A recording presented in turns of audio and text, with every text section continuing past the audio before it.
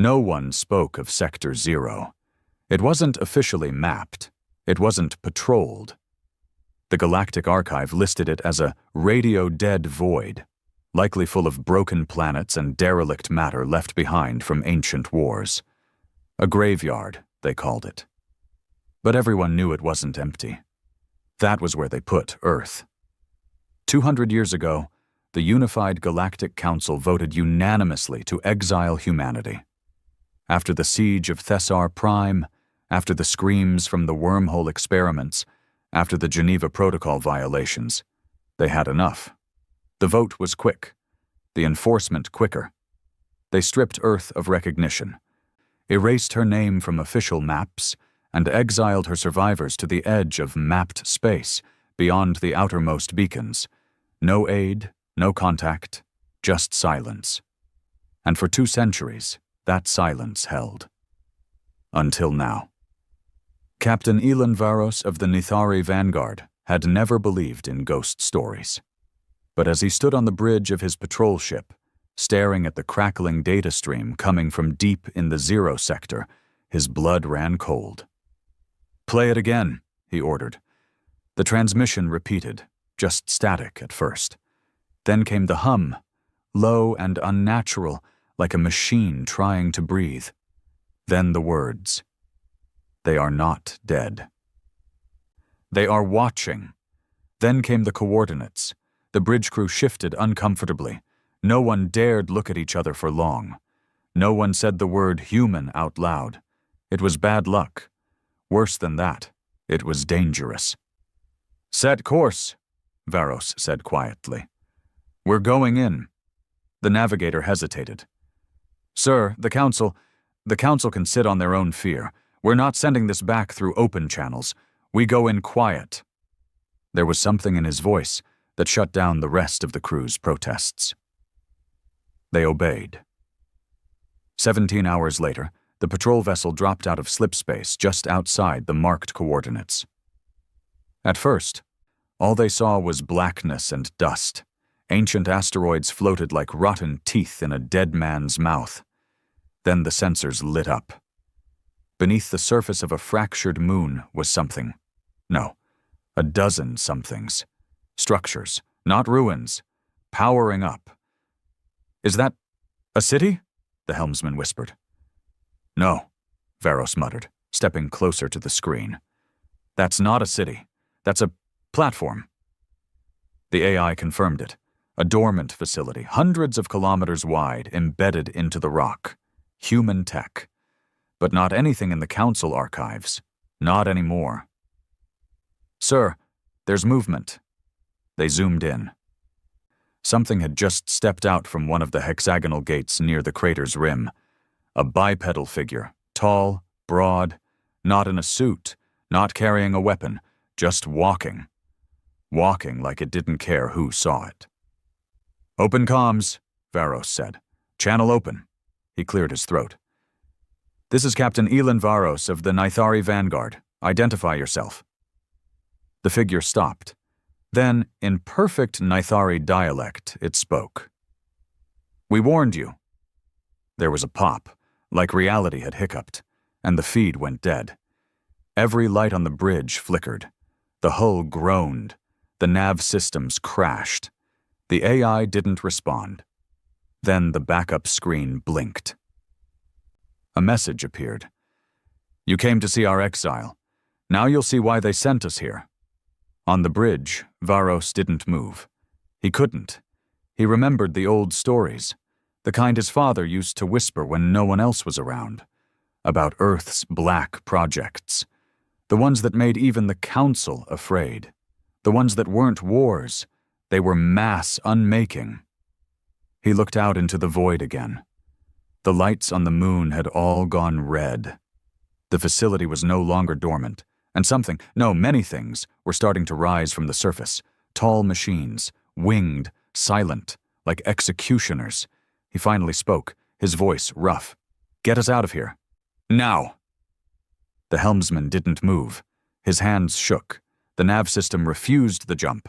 Locked out, Varos understood. They were no longer in Council-controlled space. They were in human space, and the humans had just decided to answer the Council's silence with something far worse. They were trapped, the jump drives were still down, and the bridge was locked in total silence. No one dared speak. The only sound was the dull, rhythmic hum of something moving underneath their ship. Something massive. Captain Elin Veros leaned forward in his chair, jaw tight, every muscle in his body clenched. He had been in combat before. He'd fought in the siege of Meritus, flew escort through the Ulros storms, survived an assassination attempt on a diplomatic run to the Draven Syndicate. But nothing felt like this. This wasn't a battle. This was a warning, and it came too late. "Give me a systems check," he barked. The engineer, a younger male named Zoran, was pale as snow, his hands moving across the cracked panel in front of him. I'm getting partial power," he said. "Reactor's running clean, but something's feeding off the core. External override is in place." "What do you mean, feeding off the core?" Veros snapped. "I mean someone's tapped into our main line, sir, from the outside, without breaching the hull." Veros stood. He walked over, leaned in, and looked at the readout. It didn't make sense. A secondary grid had appeared, ghosting the ship's own circuitry, but it wasn't just leeching power, it was rebuilding the internal layout in real time.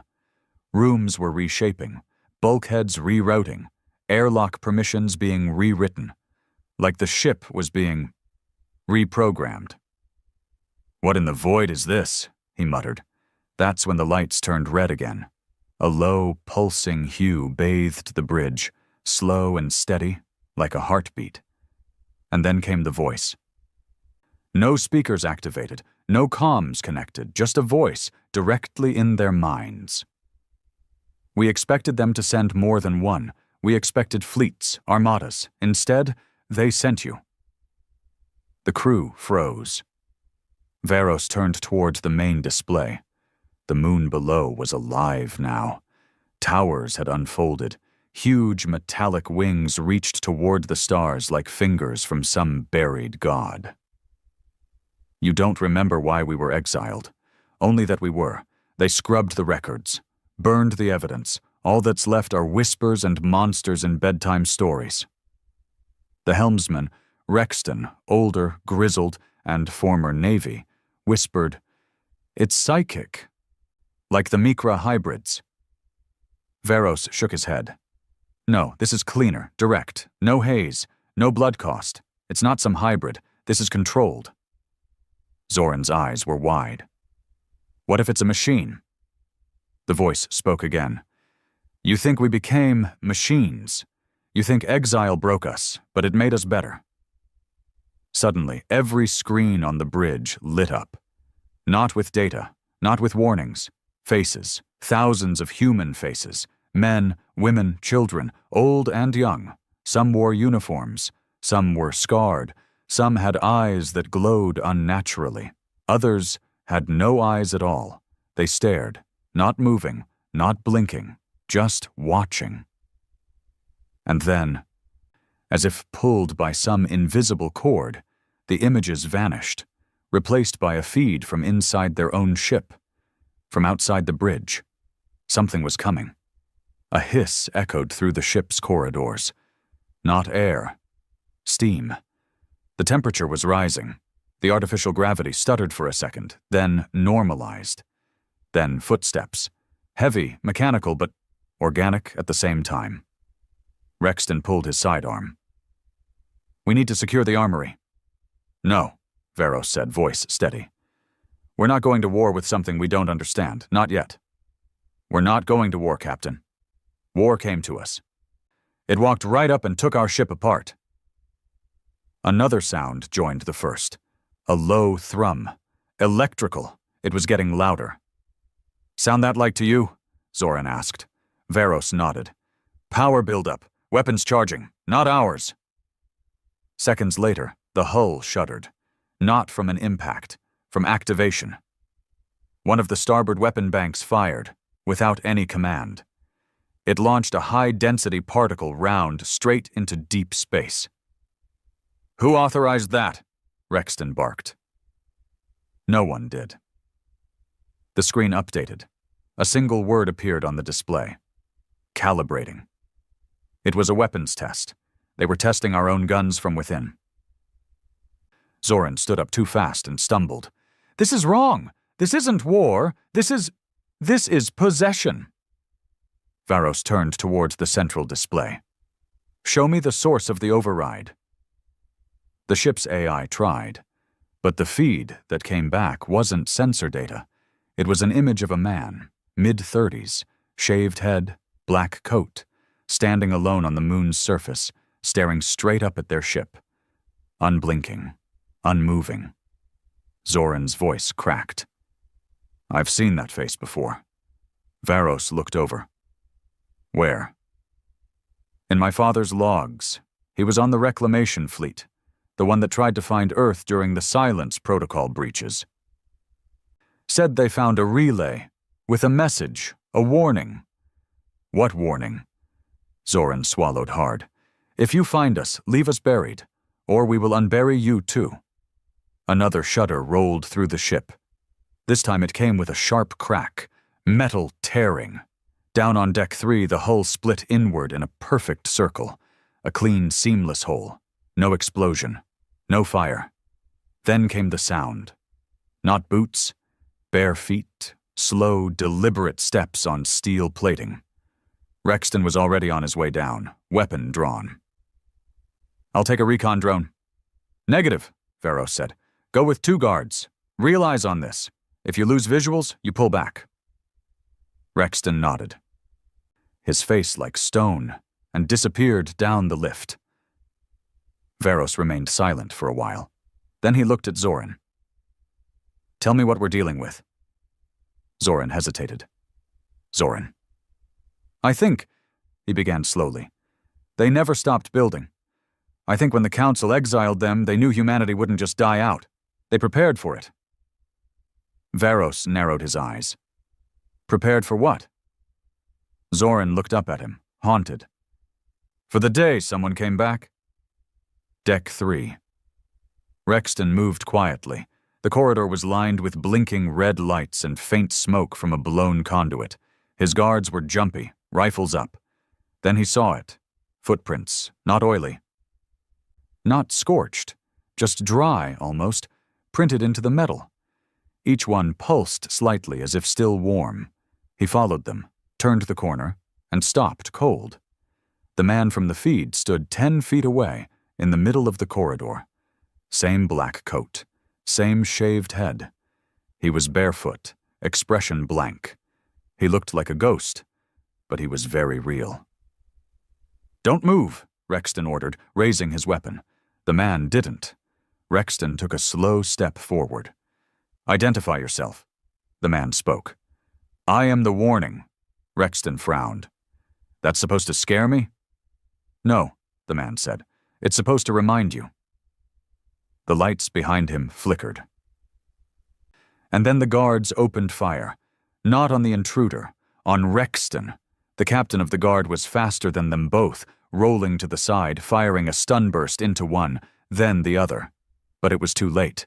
They were dead-eyed. Not hypnotized. Rewritten. By the time Rexton turned back, the man in black was gone. And the prints were moving, upward, toward the bridge. Varos had seen enough. He gripped the emergency override on the wall, an old analog fail-safe, and slammed his fist into it. Sparks flew, the lights cut. Manual control returned. "Zoran, get me enough power for one short jump. I don't care if it's 5 kilometers or 5 systems. I want off this moon's leash." Zoran worked fast. But then, every screen across the bridge displayed the same thing again. Earth. The blue marble, spinning quietly. But it wasn't the Earth from the Council archives.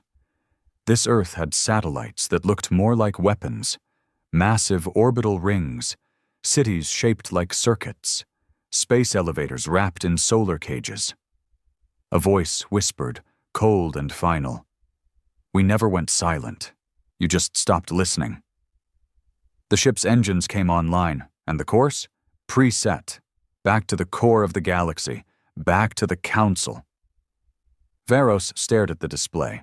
Zoran said what they were all thinking. They're not attacking. Varos nodded slowly. They're sending a message. And the ship? It was the letter. A ghost ship, rewritten, controlled, carrying the truth back to the ones who buried it. The stars outside the viewport weren't right. Captain Elon Varos knew every sector within Council-regulated space like the bones of his own hand. He'd memorized the lanes between habitable systems, the cold, empty voids between forgotten moons and dead colonies. But this course, this was deliberate, precise, unmapped. His ship, was gliding smoothly through what should have been null space, following a path no jump chart had ever recorded. And it wasn't drifting. It was being pulled. Zoran was still at the console, frantically rerouting power lines. Rexton had returned from Deck 3, his face bruised, his hands bloodied. He hadn't said a word since he shot his own crew to survive. Varos sat in silence. He wasn't the type to scream at ghosts or curse fate. He knew better. Whatever had found them down there wasn't a phantom. It was human. Twisted, yes. Different. But not gone. That was the problem. Humans were never good at staying dead. ETA? He asked finally. Zoran's voice cracked when he spoke. 46 hours. If the trajectory holds. If it doesn't, we end up breaching core space on a collision course, a council world, maybe even a prime. Varos looked at the screen. The ship's destination had no name, no beacon, but it was clearly centered. This wasn't just an accident. This was a return. You think this is revenge? Rexton finally asked, breaking his silence. Some vendetta for exile? Varos didn't answer immediately. He remembered the voice, the calm, the precision, the way the systems didn't shut down. They were rewritten, like a man returning to a house he'd built long ago. No, Varos said. Revenge is emotional. What they're doing, it's cold, purposeful. Revenge would have meant killing us the second we got close. Zoran nodded slowly. This isn't punishment. This is instruction. Rexton frowned. Instruction for who? They didn't have to wait long to find out. 3 hours later, just as the auxiliary power kicked back in, the long-range sensor array came back online. And what it showed made Varos's blood run cold. There were other ships, dozens of them, council vessels from multiple races and systems. Some were military, some diplomatic, some unmarked, all of them drifting, dead. Coordinates, Varos ordered. Zoran relayed them. It was a graveyard, a deliberate one. Not like the derelict clusters you found near the edge of the old war sectors. This was recent. Intact hulls, cold engines, not destroyed, not even breached, just shut down, like their crew had simply stopped. One ship caught Varos's eye. It was large, a Gathari supercarrier. Pull up the registry. Zoran worked fast. The result made Rexton mutter a curse. Council Command Ship, Tier 1 Diplomatic Class, assigned to the Exile Archives retrieval mission, 38 years ago. That mission was never reported. It had vanished during a Class 7 ion storm. Now here it was, floating, dead. The feed suddenly changed, without any prompt, the bridge filled with a live image, not from their own ship, but from the carrier outside. Its halls were pristine, clean, lit. Then came the footsteps again, the same man, shaved head, black coat, bare feet. He walked through the silent ship like he owned it. And maybe he did. He stopped at a door, laid a hand on it. It opened with a whisper. Inside, a chamber, dimly lit, metal walls lined with conduits, each glowing with an inner red pulse. At the center was a chair. In the chair sat a body. Human. Older. Eyes open. Still breathing. 100 wires ran from his skull into the walls. He looked hollowed out, like someone had dug through his memories with a rusted spoon. The camera zoomed in on the man's name tag. Dr. Solin Merrick. Varos stood sharply. "Get me that name, now." Zoran searched. When the data came back, the color drained from his face. Solin Merrick, lead geneticist, Project ERA, Earth Retention Archives, executed under council law for unauthorized experimentation, 112 years ago. Executed? That's what it says. Then what the hell is he doing alive? Rexton answered, without looking. He wasn't executed. He was erased. Project ERA. Varos hadn't heard that phrase since his academy days, and even then it was whispered like a curse. ERA was the last straw, the final line humanity crossed before the exile. Rumors said it was about evolution. Others said weapons. Some whispered they'd tried to rewrite the human genome for war. Now the truth sat breathing in a ghost ship. And that man in black, he wasn't just a messenger. He was a result, a product of Project ERA. That's when Varos realized something deeper. This wasn't about humanity coming back. This was about humanity showing the Council what it had created. 29 hours to arrival.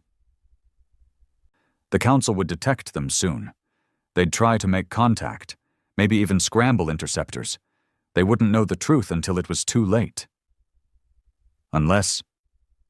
Varos turned to Zoran. "Give me back manual control of communications." Zoran blinked. "They'll hear us. If the humans know we're warning the Council..." "I don't care. Let them hear. Let them watch. They've been watching the whole time." Zoran hesitated, then nodded. "Comlink active, but it's not clean. They'll intercept it." "Good," Varos said. He stepped forward, locked eyes with the camera, and began to speak. "This is Captain Ilan Varos of the Nithari Vanguard. Council Command, if you're receiving this transmission, listen carefully. Do not engage the returning vessel designated as Vanguard 73. He paused. "Repeat, do not engage." He kept going. "We have boarded something ancient, something human, but not the human you remember. These are survivors of Earth's exile, but they did not decay in silence. They grew, in the dark, in secrecy, and they built something else, something that sees us not as enemies, but as data." He took a breath. "They have infiltrated this ship's systems. They control the weapons, the engines, maybe even the crew. We are not in control. I say again, we are not in control." Zoran cut the feed. "Signal sent, intercepted by 3 Council satellites. It's gone out wide." Rexton smirked darkly. "They'll dismiss it as madness." Varos nodded. "Until it's too late." 15 hours to arrival. The ship's lights shifted again. Now everything glowed white, calm, peaceful. They were approaching their destination. Ahead of them, a space station, but not one built by the Council. It looked old, rusted, but pulsing with energy. Rings of metal wrapped around it like a cage. Huge antennae reached out into the dark, and around it were the others. More ships, hundreds. Some were barely shells. Others had been fully transformed, welded with new architecture, reshaped with harsh geometry and red glowing cores. A fleet, human, silent, waiting. Zoran whispered, "We're looking at Earth's second birth." Varos stepped toward the viewport, fists clenched. "No, we're looking at Earth's revenge." The Council didn't believe in ghosts, but they believed in protocol. The moment Captain Ilan Varos's warning reached the central relay station in Arctis Prime, it was automatically flagged, translated, and categorized. A Level 6 containment threat. The kind usually reserved for bioaccidents, rogue AI, or systems collapsing into civil war. That would have been enough for action. But then came the face. The man in black. The same footage broadcast directly from Vanguard 73's bridge appeared in 37 different council hubs simultaneously. He didn't speak. He didn't blink. He just stared, as if memorizing the faces of the people watching.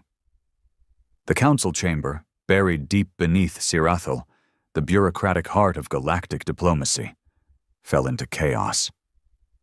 Who is he? What is he? Where did that ship come from? And finally, from the mouth of a very old, very tired diplomat. Is that human?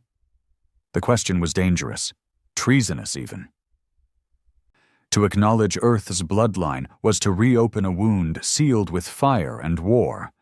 But no one answered him, because in every chamber, on every screen, that same man in black smiled, and then said 4 words. We are returning now.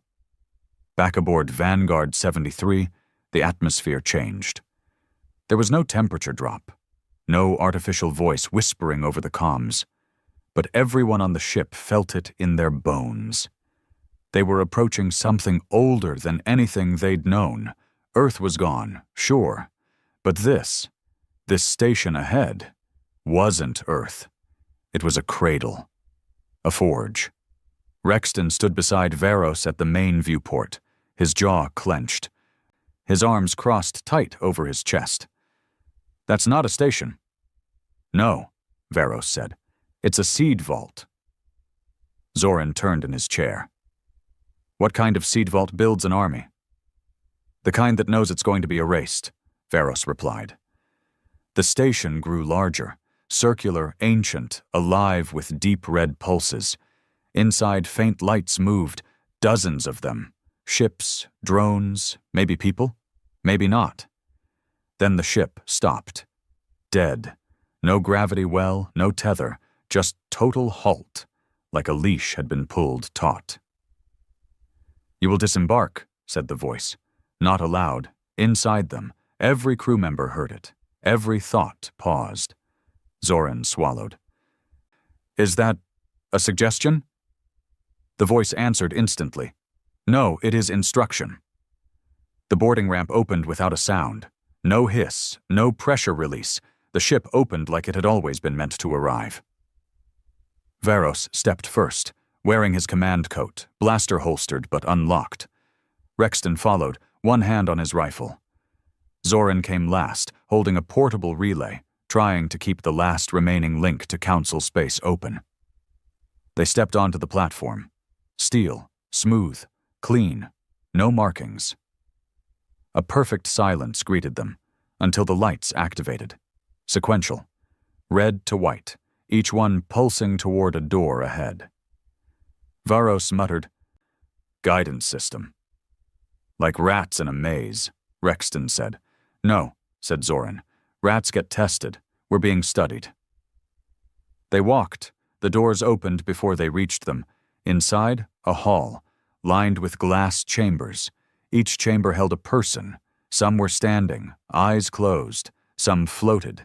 Others were wired into their chambers, muscles twitching under invisible strain.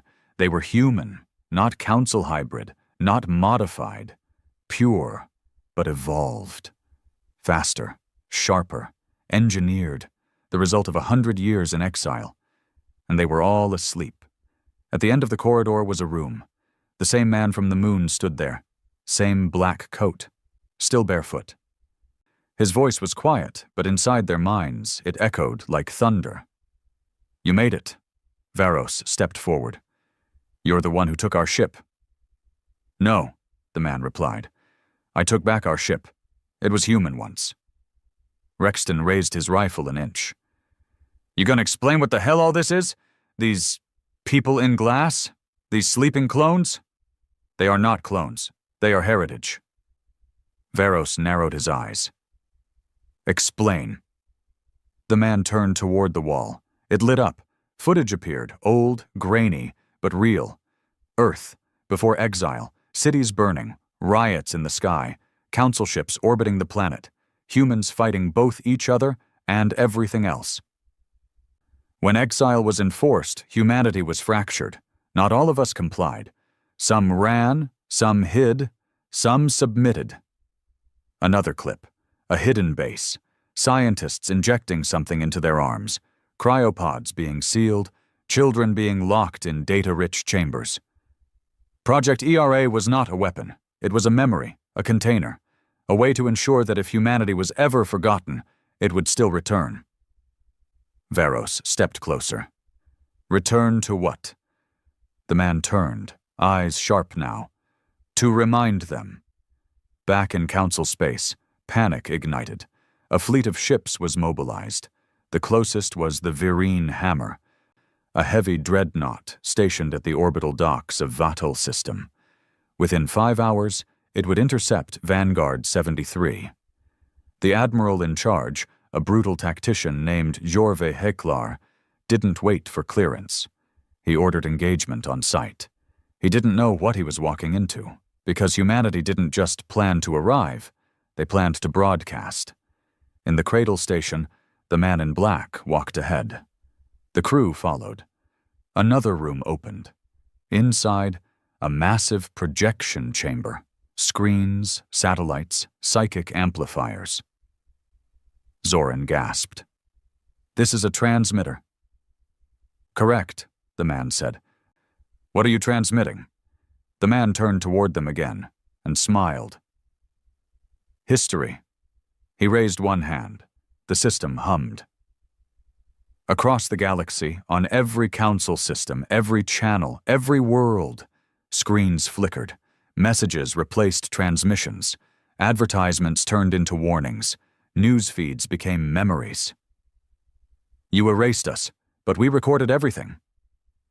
The Council's greatest secret, the truth of exile, played in full. Leaked footage, experiment logs, war crimes, testimonies from human prisoners, interviews with scientists who tried to save what was left. Everything the Council thought buried was playing for the entire galaxy. Zoran whispered, stunned. They didn't exile us because of violence, or mutations, or instability. Rexton finished for him. They exiled us because they were afraid of us. Varos said nothing. He just stared at the screen. He saw children in cages, cities burning, a council diplomat signing a forged report claiming humanity was extinct. He saw fear, not of what humans had become, but of what they might become if left alone. The man in black turned towards them one final time. You asked why we returned. He stepped closer to Varos. His eyes, gray, sharp, unblinking, met his. We are not coming to start a war. We are coming to end the lie. Chaos. Not the kind that screamed or burned, but the kind that shook quietly at the foundations of power.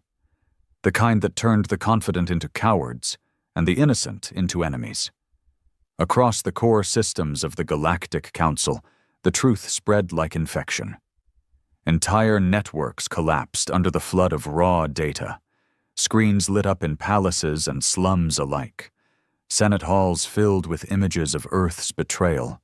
Families in the outer rings watched their leaders sign execution orders for entire colonies, human colonies, that had once asked for asylum. And this wasn't just history, this was proof. And worse, it was public. Council security forces scrambled to shut down the signal, but it was no use. The transmission was decentralized, beamed from every hijacked satellite, every obsolete comm-buoy. Earth's cradle station had planned this for years, maybe decades, maybe longer. Back on Vanguard 73, Varos stood with his arms crossed, watching it all unfold. He hadn't moved for 20 minutes. The screens glowed in the bridge like firelight. Children screaming. Test chambers labeled ERA-06, Controlled Emotional Regression. Council drones dragging survivors from cities long scrubbed from the maps. And over it all, calm, quiet narration. In year 2136, the Unified Galactic Council passed Directive Null Sigma. Humanity, once invited into the Alliance as an exploratory species, was deemed an existential threat based on projections, not evidence. No trial, no defense, just silence. A deletion. Zoran sat in silence, hand covering his mouth. They erased us. Rexton paced behind them, knuckles white on the grip of his rifle. They didn't just erase us, they tried to burn the memory of us. Varos nodded slowly. And now it's burning them back. On Sirathel, the Council's crisis chamber was in full lockdown. Diplomats screamed over each other. A dozen species, all shouting in their own languages, filled the air with panic. A display at the center of the room played the human broadcast on a loop. They had tried to cut it off, only to realize it was being pushed directly from the Council's own security nodes. They hacked our own infrastructure, spat the Vosari ambassador, slamming his clawed hand on the table. This was a coordinated terrorist attack. No, countered a Trelk official. This is a revelation. What does it matter? Another delegate growled. The footage is centuries old. History is a swamp. Nothing's clean. Clean or not, someone said from the far end of the chamber. The public believes it. They all turned. An older, tall figure. Councillor Detros. Human, or what passed for one in these halls. He'd never hidden it, but he'd never spoken of it either. He wasn't exiled. He was born after exile. A genetic descendant from one of the colonies that survived by aligning early with the Council, swearing off Earth and its legacy. He'd lived under a ceiling of silence his entire life. Now, the ceiling was gone. Every screen and every system is showing your sins, he said quietly. And if that wasn't enough to wake the people, well, the fleet is about to have a chance to see humanity up close again. 6 hours out. The Vereen hammer was closing fast.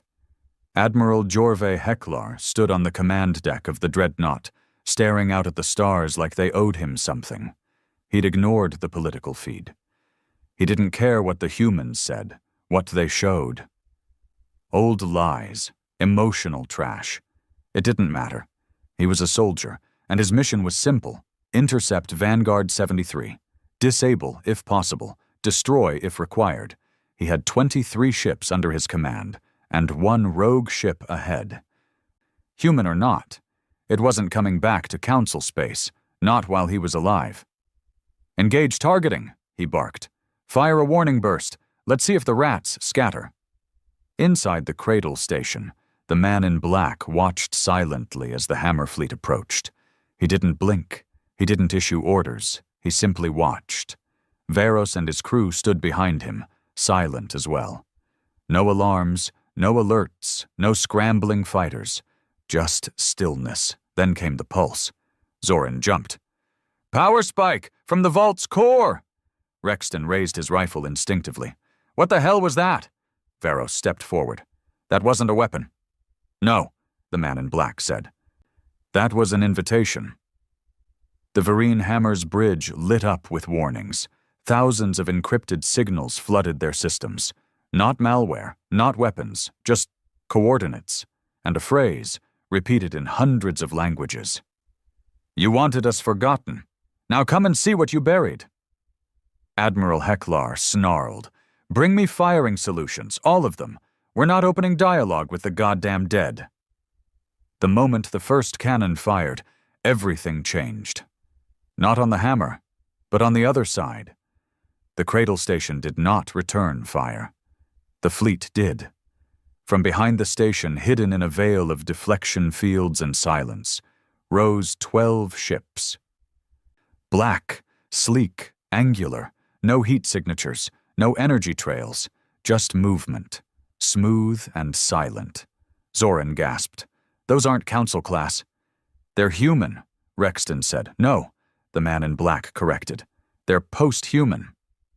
The hammer's first barrage was beautiful. Textbook execution. Multi-phase, long-range particle blasts arcing to catch the Vanguard before it could maneuver. It hit nothing. The blasts evaporated against an invisible veil 30 clicks out from the cradle. And then, without warning, the human fleet moved. It wasn't an attack. It was a surround. Every council ship in Heklar's fleet suddenly had a mirror, one human vessel matching its speed, its angle, its trajectory.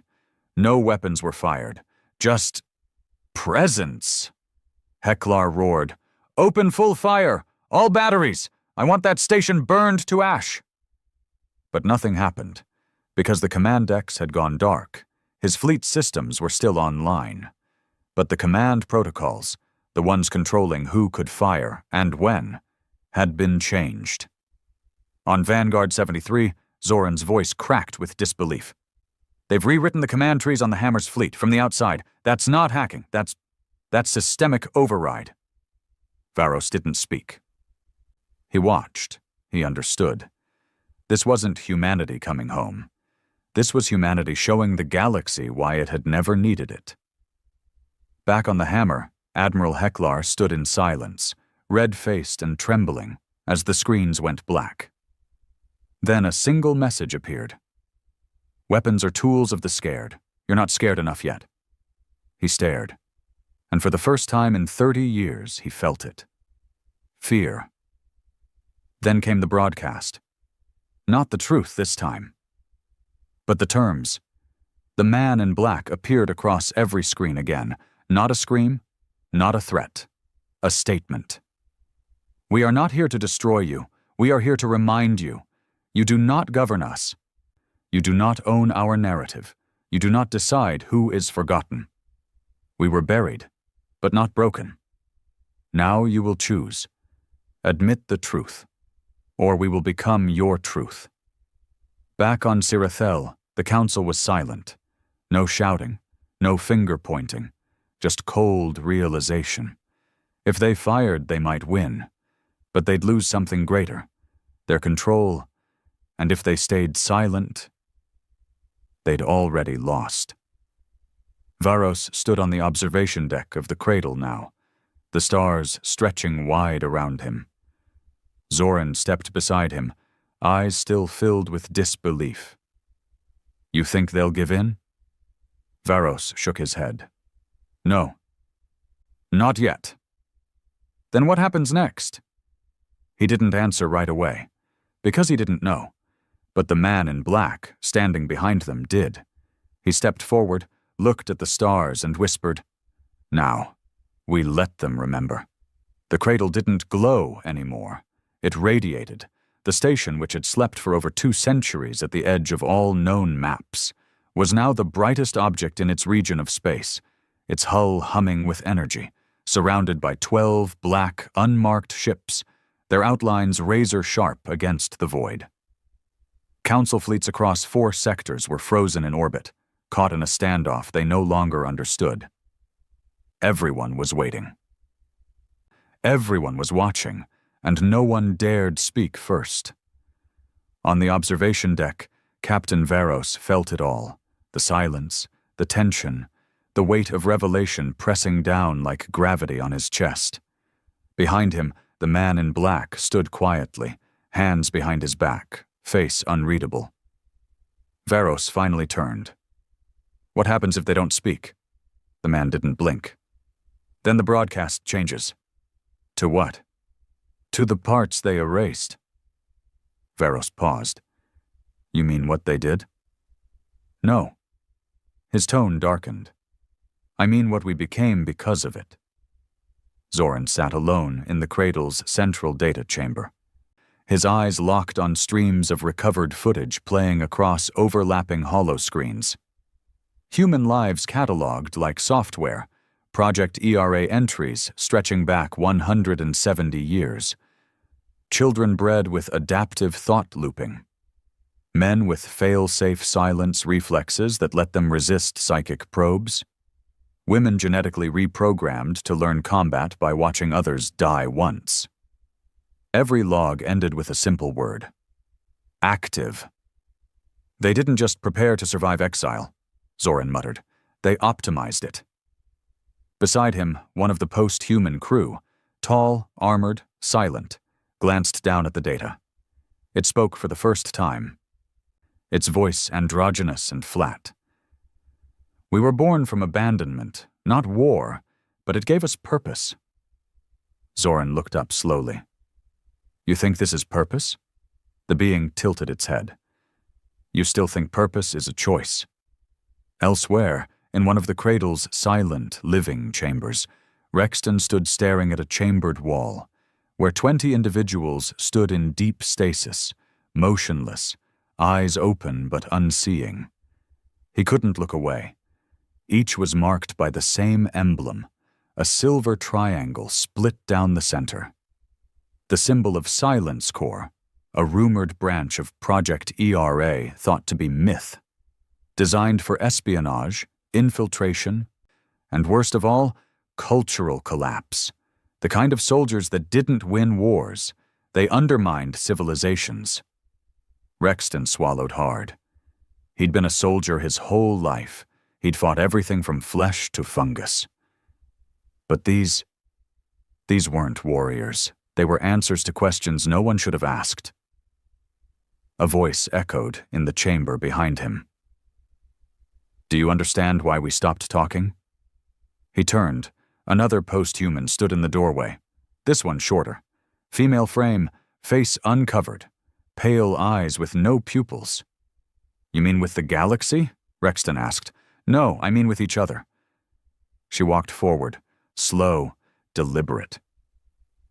When you've seen what happens to your species, what it does to survive, you stop using words to explain it. On the Council's central relay station above Sirathel, a final meeting was called. Private, no transcripts, no aides. 5 of the 11 council heads were missing. 2 had resigned. 1 had vanished. That left 3, each silent. A report was laid on the center table. It wasn't intelligence. It was a warning. A new transmission intercepted from the cradle was set to broadcast across all diplomatic channels in less than 12 hours. Its content was labeled Aerophile Alpha-Gate Protocol. No one knew what that meant. But the human in the room, Counselor Detros, he did. He had read the forbidden reports once, when he was still young enough to believe the Council had integrity. Alpha-Gate had been a backdoor, a fail-safe. Created by early human engineers during the colonial period, it was meant to serve one purpose. If Earth was ever erased, Alpha-Gate would be triggered through passive starlight code transmissions, and it would rewrite the star lanes, reposition the slipstream gateways, essentially remap the galaxy, not physically, but through navigational authority. Whoever controlled Alpha-Gate controlled access to every system beyond the core. No more regulated travel, no more council-controlled corridors. It would be chaos, and humanity had just unlocked it. On Vanguard 73, the ship began to change again. Its lights dimmed, its structure shifted, bulkheads reformed themselves into curves. All remaining council tech was absorbed or erased, leaving behind only sleek panels and humming pathways. The bridge now resembled an organ more than a machine. Varos entered slowly. He barely recognized it. The man in black stood waiting.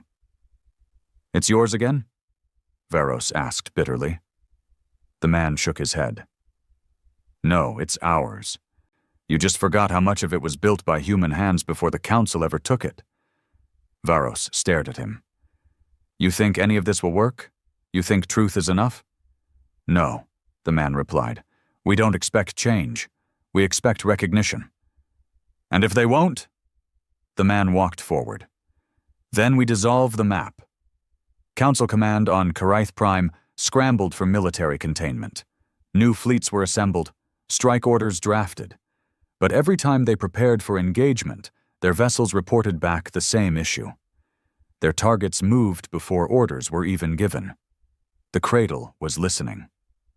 And more than that, it was predicting. Not just movement, intent, a form of psycho-historical mapping beyond any council algorithm. Zoran had figured it out 2 hours earlier. They don't need to fire weapons. They've gamed the galaxy. They can predict aggression before it happens, and rewrite outcomes.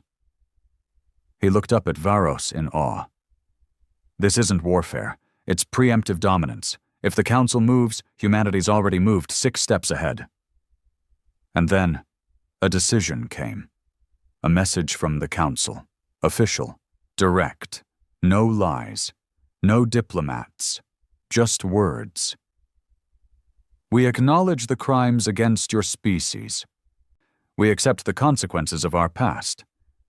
But you must not dissolve the map. Varos read it in silence. He passed it to the man in black, who smiled, not with joy, but with sadness. They still think this is about geography. He turned to Varos. You asked what comes next. Varos nodded.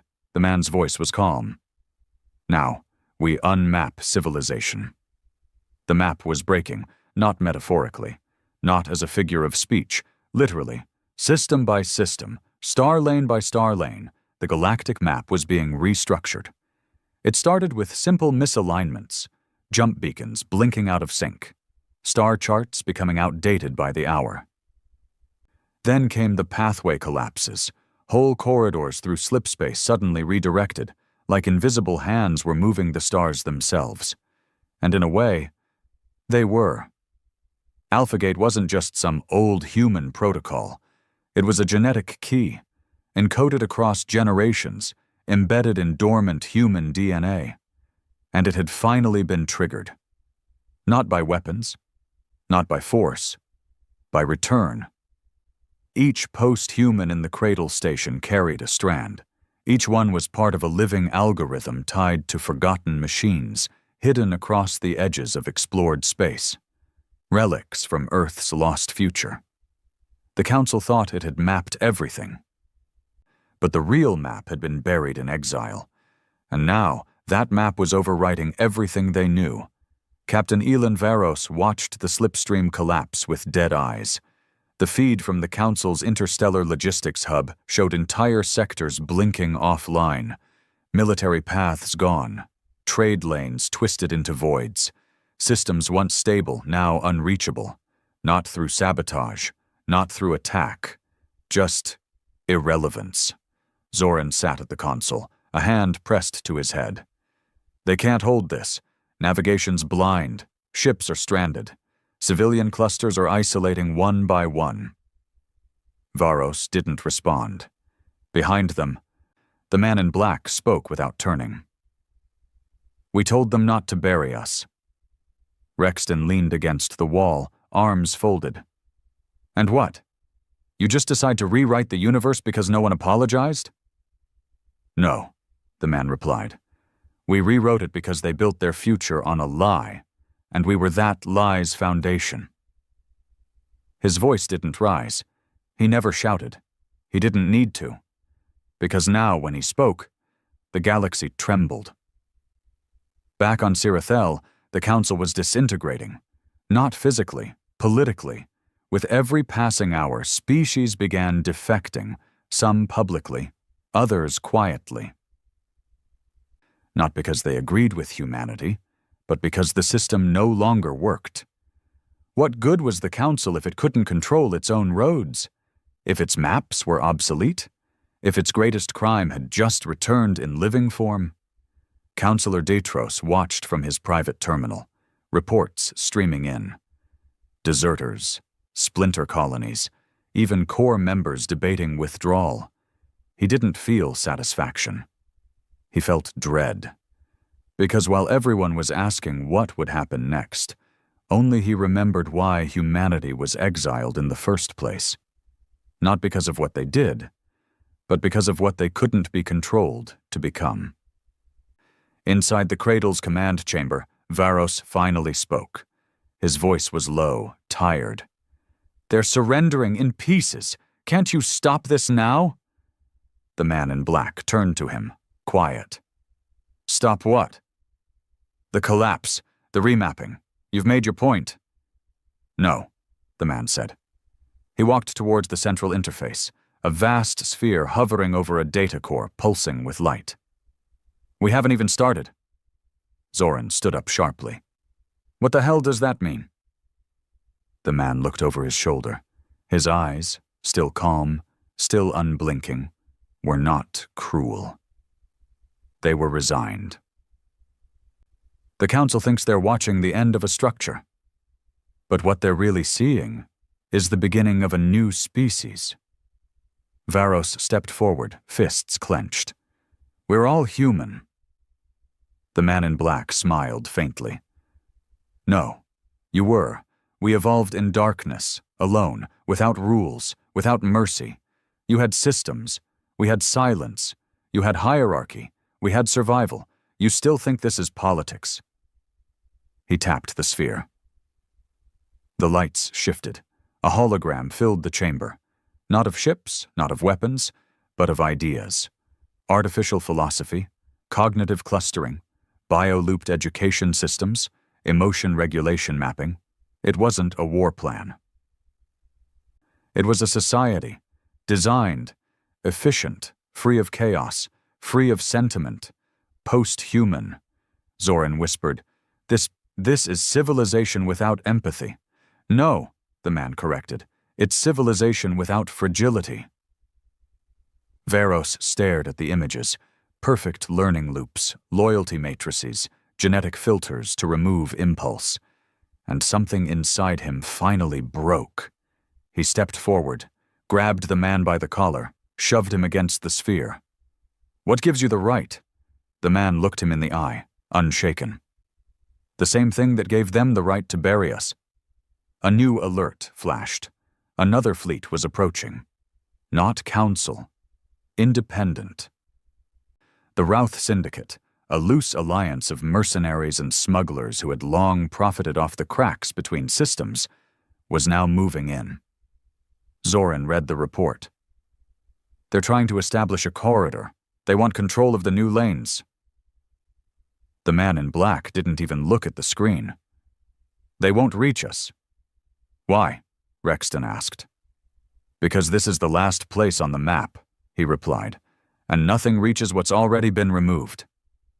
The Routh fleet never arrived. Their signal disappeared mid-jump. No wreckage, no distress call, just erased. Now the council begged, not through channels, not through orders, through public declaration. A live broadcast, unfiltered, raw, was streamed from the floor of the central chamber. A high diplomat, voice cracking, eyes swollen, addressed the galaxy. We wronged them. We know it. We have no excuse.